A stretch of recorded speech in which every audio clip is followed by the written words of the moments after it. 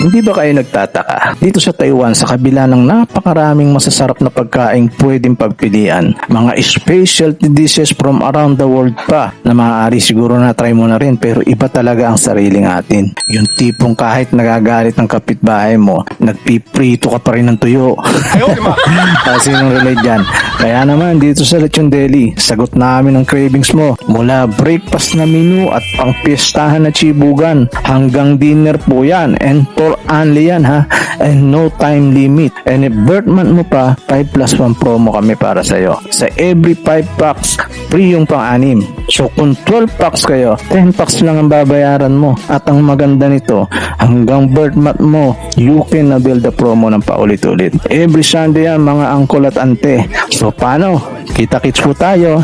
And pakalabit naman po ng like at pa-share naman para buwinasin tayo pare-pareho. Magandang buhay mga kahuan.